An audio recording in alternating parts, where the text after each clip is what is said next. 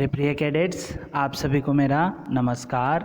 आज दिनांक 27 जनवरी 2021, आज के दिन 10वीं कक्षा से संबंधित दो पाठ्यपुस्तक हैं।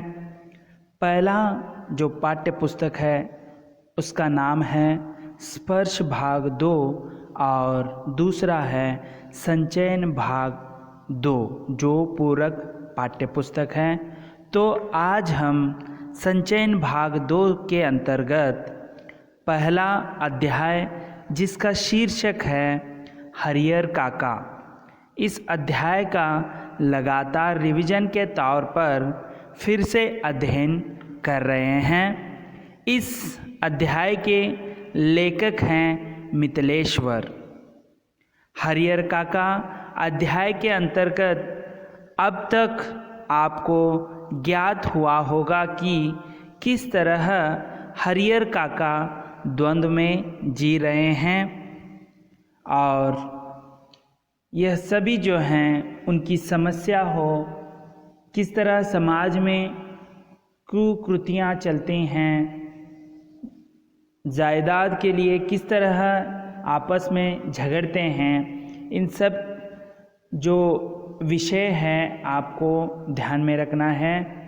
और इस अध्याय को फिर से अध्ययन करने से आपको इस अध्याय में कोई भी शंका नहीं होगी और आप अच्छी तरह से जो है हर दिन अच्छे से इस अध्याय हो या दूसरे भी अध्यायों का अच्छे से जो है अध्यायों का लिखना हो, पढ़ना हो कीजिए। इससे आपको परीक्षाओं में, जो बोर्ड के परीक्षाओं में आप अच्छे अंक प्राप्त कर सकते हैं। आज हम इस अध्याय का आगे का विवरण करने से पहले हम थोड़ा बहुत जो है फ्लैशबैक को देखेंगे। हरियर काका जो है आजकल चुपचाप हैं, कथावाचक कह रहा है और उनसे अच्छे संबंध थे, तो इसका कारण वह जानना चाहता है। तो इसी बीच जो है वहाँ कर जो ठाकुरबाड़ी यानी जो देवस्थान है या मंदिर है उसके बारे में विवरण हो गया है। तो उसी बीच जो है हरियर काका के 4 भाई हैं और चारों भाइयों की शादी हो चुकी है, लेकिन हरियर काका की 2 शादियां होते हुए भी वह निसंतान है, उसके कोई औलाद नहीं है। तो सारा जिम्मा जो है 3 भाइयों के पत्नी जो है उसे देखते हैं हरियर काका को। उसकी उम्र ढल रही है, लेकिन एक दिन ऐसा हो जाता है कि वह उसे रूखा सूखा ही देते रहते हैं। तो एक दिन तो उसके भतीजे की, जो हरियर काका के भतीजे का जो मित्र आया, तो नाना प्रकार के व्यंजन बनाए गए, लेकिन हरियर काका को नहीं दिया गया। तो वह गुस्सा होकर डांट फटकार कर घर से निकल गए। यह सब महंत देखा ठाकुरबाड़ी का, और वह लालच में आकर यह सो पूरी जायदाद वह ठाकुरबाड़ी के नाम कर आराम से रहना चाहता था, इसीलिए उसे फुसला कर जो है वहाँ ठाकुरबाड़ी में रख लिया था। यह बात जब उनके भाइयों को समझता है तो वहाँ से वह उसे लेकर आते हैं और अपने पत्नियों से वह क्षमा मांगने का प्रयत्न करते हैं, और उसका मन जो है हरियर काका का वह पिघल जाता है और वह अच्छे से उसका जो है देख रेख करने लगते हैं। जो चीज़ चाहिए वह देते हैं। तो इसका मतलब ये हुआ कि अब हरियर काका जो है मन ही मन महंत का जो है उसे आदर प्रणाम कर रहा है, क्योंकि उसी के वजह से ये सब कुछ हुआ है, ऐसे वह सोचने लगा। तो जो है अभी, लेकिन ये जब 2-3 दिन का जो घटना हुई, इससे लोगों में जो है 2 दल बन गए।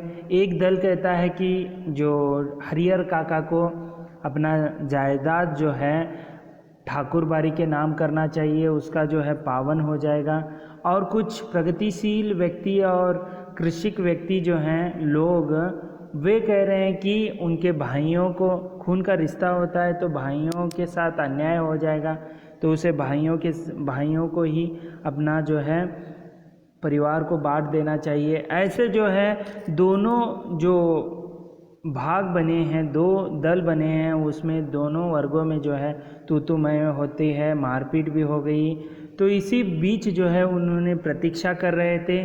तो लेकिन यहाँ पर हरिहर काका जब और कथावाचक जो है बातचीत, गंभीर बातचीत के बाद वह इस निष्कर्ष पर पहुँचे कि वह जीते जी किसी के नाम पर जो है वह अपना जायदाद नहीं करेंगे, क्योंकि हरिहर काका को पता था कि इससे पहले जो उसके कुछ लोग जो हैं अपना उत्तराधिकारी को देने से जो है उनका जीवन जो है कुत्ते के समान हुआ था, इसीलिए वह छोड़ दिया। तो अभी यहाँ पर जो है हरिहर काका जब भी एकांत दिखते तो महंत उसे कहता कि आपको ठाकुर बाड़ी के नाम से जो है कर देना चाहिए, इससे जो है आपका जो पावन हो जाएगा, आपको सुख सुविधा सब मिल जाएंगे। लेकिन वह द्वंद्व में था। ऐसे समझकर जो महंत है उसे अपहरण करने का सोचता है और ज़बरदस्ती जो है ठाकुर बाड़ी के नाम पर जो है उसका जायदाद करना चाहता था। तो यह भनक जो है उनके भाइयों को नहीं था, हरिहर के। तो एक दिन रात में जो है वह उसे अपहरण करके लेके जाते हैं। तो उनके भाई कुछ नहीं कर पाते। तो उनके भाई जो हैं वह अभी ढूंढने के लिए लोगों को इकट्ठा किए हैं और उनका शक है कि महंत ही इनको लेकर गया है, अपहरण किया है। तब जब वह ठाकुर बाड़ी को जाते हैं अपने सभी लोगों के साथ, तो वहाँ पर जो ठाकुर बाड़ी खामोश थी, वहाँ पर जो है शांति थी, नज़र आई और मुख्य फाटक बंद था। तो यह नज़ारा देखते हुए यह महंत का काम नहीं हो सकता, ये कोई डाकुओं का काम है, ऐसे वहाँ के जो जमे हुए लोग कहते हैं। तो वह बहुत बड़ी रकम ले लेंगे, ऐसे सब कुछ कहते हैं। तो यहाँ तक जो है कहानी हो गई थी। अब आगे देखेंगे किस तरह जो है आगे बढ़ती है यह कहानी। देखिए यहाँ तक जो अभी वो ठाकुर बाड़ी के पास आए हैं, लेकिन जो है हरिहर काका अभी तक नहीं मिला है। तो देखेंगे आगे क्या होता है।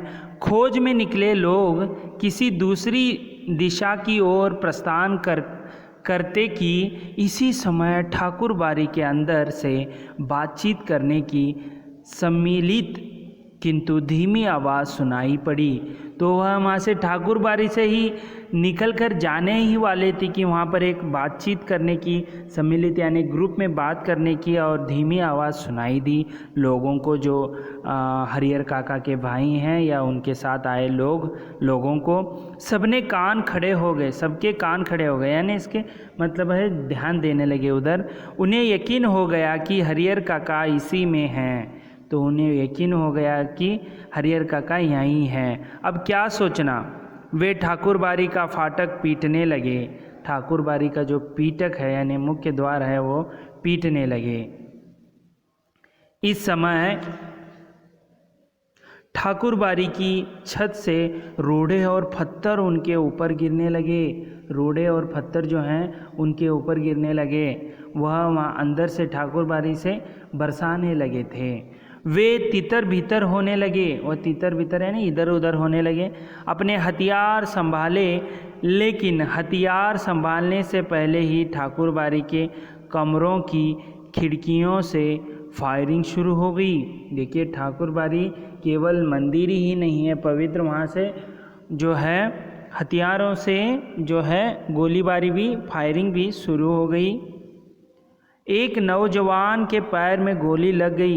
एक नौजवान के पैरों में गोली लग गई, जो हरिहर काका के साथ आए थे, वो गोली लग गई। वह गिर गया। उसके गिरते ही हरिहर काका के भाइयों के पक्षधर भाग चले। तो एक को गोली लगने से दूसरे भी घायल हो जाएंगे, ऐसे करके वह वहाँ से भाग चले। सिर्फ वे 3 भाई बचे रह गए। अपने तीनों के बूते इस युद्ध को जीतना उन्हें संभव नहीं जान पड़ा, इसीलिए वे कस्बे के पुलिस थाने की ओर दौड़ पड़े। तो क्या करते, वह 3 अकेले क्या कर सकते थे, तो इसीलिए वो उन्होंने थाने का सहारा लिया, पुलिस का सहारा लिया। देखेंगे आगे क्या होता है। इधर ठाकुर बाड़ी के भीतर महंत और उनके कुछ चंद विश्वासी साधु सादे और लिखे कागज़ों पर अनपढ़ हरियर काका के अंगूठे के निशान जबरन ले रहे थे। देखिए उसी बीच जो है महंत और कुछ जो साधु संत हैं वह कोरे कागज़ पर जो है उनके अनपढ़ जो हरियर काका के अंगूठे लेने लगे थे। हरियर काका तो महंत के इस व्यवहार से जैसे आसमान से ज़मीन में आ गए थे। उनको इतना उनके प्रति रिस्पेक्ट था, सम्मान था, आदर था। वह अभी महंत के इस करतूत से वह दुखी हो गए। उन्होंने सपने में भी नहीं सोचा था कि महंत जी इस रूप में भी आएंगे। तो उन्हें महंत जो है इस रूप में भी होते हैं ऐसे उनको पता नहीं था। जिस महंत को वह आदरणीय एवं श्रद्धेय समझते थे वह महंत अब उन्हें घृणित, दुराचारी और पापी नज़र आने लगा था। अब वह उस महंत की सूरत भी देखना नहीं चाहते थे। अब अपने भाइयों का परिवार महंत की तुलना में उन्हें ज़्यादा पवित्र, नेक और अच्छा लगने लगा था। हरियर काका ठाकुर बाड़ी से अपने घर पहुंचने के लिए बेचैन थे। देखिए वह यहाँ पर जो जबरन उनको उठा कर लाए थे तो अभी वो बेचैन थे कि भाइयों के साथ, परिवार के साथ जाना चाहते थे, परिवार के वह देखना चाहते थे। उनको अभी परिवार ही अच्छा लगने लगा है। लेकिन लोग उन्हें पकड़े हुए थे और महंत जी उन्हें समझा रहे थे, तुम्हारे भले के लिए ही यह सब किया गया हरियर। अभी तुम्हें लगेगा कि हम लोगों ने तुम्हारे साथ जोर ज़बरदस्ती की, लेकिन बाद में तुम समझ जाओगे कि जिस धर्म संकट में तुम पड़े थे उससे उभरने के लिए यही एकमात्र रास्ता था। तो वह उससे फिर से कुछ ऐसे ही बात करते हैं कि एकमात्र रास्ता था, तुम द्वंद्व में थे, क्यों इधर भाइयों को बांटना है या जो जायदाद ठाकुर बाड़ी को, इसीलिए तुम एक बार जो है इसमें अंगूठा लगा दोगे तो आप बहुत ही जो है प्रसिद्ध बन जाओगे, बहुत ही जो धर्म संकट से आप बाहर निकलोगे। ऐसे जो है महंत हरियर काका को जो कहने लगता है। एक और ठाकुर बाड़ी के भीतर जबरन अंगूठे का निशाना लेने और पकड़कर समझाने का कार्य चल रहा था, तो दूसरी ओर यानी यहाँ पर जो है समझाना, उसे जबरन अंगूठा लेना तो एक जगह चल रहा था जो ठाकुर बाड़ी में। हरियर काका के तीनों भाई सुबह होने से पहले ही पुलिस की जीप के साथ ठाकुर बाड़ी आ पहुँचे। पुलिस के साथ आ गए हैं। जीप से 3 भाई, एक दरोगा यानी जो आज के PSI कहते हैं, पुलिस इंस्पेक्टर, और पुलिस के 8 जवान उतरे। पुलिस इंचार्ज ने ठाकुर बाड़ी के फाटक पर आवाज़ लगाई, दस्तक दी, लेकिन अंदर से कोई जवाब नहीं आया।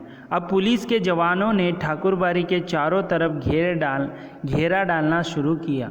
ठाकुर बाड़ी विशाल था, विशाल मंदिर है। ठाकुर बाड़ी अगर छोटी रहती तो पुलिस के जवान आसानी से उसे घेर लेते, लेकिन विशालकाय ठाकुर बाड़ी को पुलिस के सीमित जवान घेर सकने में असमर्थ साबित हो रहे थे। फिर भी जितना संभव हो सका उस रूप में उन्होंने घेरा डाल लिया और अपना अपना मोर्चा संभाल सुबह की प्रतीक्षा करने लगे। सुबह तक वो जो है प्रतीक्षा करने लगे कि क्या होगा क्या नहीं। तो ठाकुर बाड़ी जो है एक विशालकाय मंदिर है, तो वहाँ पर जो 8 पुलिस आए थे वह घेरा डालने में जो है उनकी संख्या कम हो गई थी। फिर भी वह भी घेरा डाले, जैसे तैसे घेरा डालकर वह सुबह का इंतज़ार कर रहे हैं।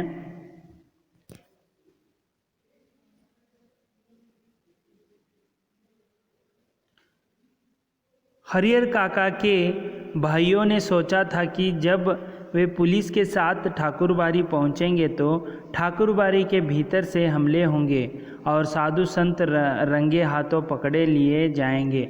देखिए, जब वह लोगों के साथ आए थे तब वहाँ से अंदर से फायरिंग हो गया था। अभी पुलिस के सामने भी फायरिंग करेंगे ऐसे वो तीनों भाई सोच रहे थे, लेकिन वैसा नहीं हुआ। ऐसे करते तो यदि वह जवाबी फायरिंग करते और मर जाते, अपना जो है ठाकुरबाड़ी के जो साधु संतों के रंगे हाथ पकड़ने का जो ख्वाब वह नहीं दिख रहा था। लेकिन ऐसा कुछ भी नहीं हुआ। ठाकुरबाड़ी के अंदर से एक रोड़ा भी बाहर नहीं आया। शायद पुलिस को आते उन्होंने देख लिया था, ऐसे हुआ था। और सुबह होने में अभी कुछ देर थी, इसीलिए पुलिस इंचार्ज रह रहकर ठाकुरबाड़ी का फाटक खोलने तथा साधु संतों को आत्मसमर्पण करने के लिए आवाज़ लगा रहे थे। साथ ही पुलिस वर्ग की ओर से हवाई फायरिंग भी की जा रही थी, लेकिन ठाकुरबाड़ी की ओर से कोई जवाब नहीं आ रहा था। तो देखिए, यहाँ पर एक तो जो है अभी ठाकुरबाड़ी में वह आ गए हैं। रात को ही हरिहर काका के 3 भाइयों ने पुलिस को लेकर आए हैं। कुल मिलाकर वह एक दरोगे के साथ 8 पुलिस हैं, तो वह घेर कर रखे हैं। सुबह होते ही वे फिर से आवाज़ लगा रहे हैं ठाकुरबाड़ी के अंदर जो आत्मसमर्पण करने के लिए, लेकिन कोई जो है वहाँ पर कोई आवाज़ नहीं आ रहा है। सुबह होते आई और जो है वहाँ पर कोई भी जो है कार्रवाई नहीं हुई। और देखते हैं अभी आगे ठाकुरबाड़ी पुलिस उसे जो है मुख्य द्वार को तोड़कर अंदर जाती है या अंदर छिपे हुए महंत या हरि काका उन्हें जो पुलिस उन्हें पकड़ लेती है। ये सब हम जो है अगले वीडियो में देखेंगे, तो हमें पता चलेगा कि किस तरह वे पकड़े गए या नहीं, या उन सभी ने समर्पण कर दिया पुलिस के डर से। वो सभी हम अगले वीडियो में देखेंगे। तब तक के लिए धन्यवाद।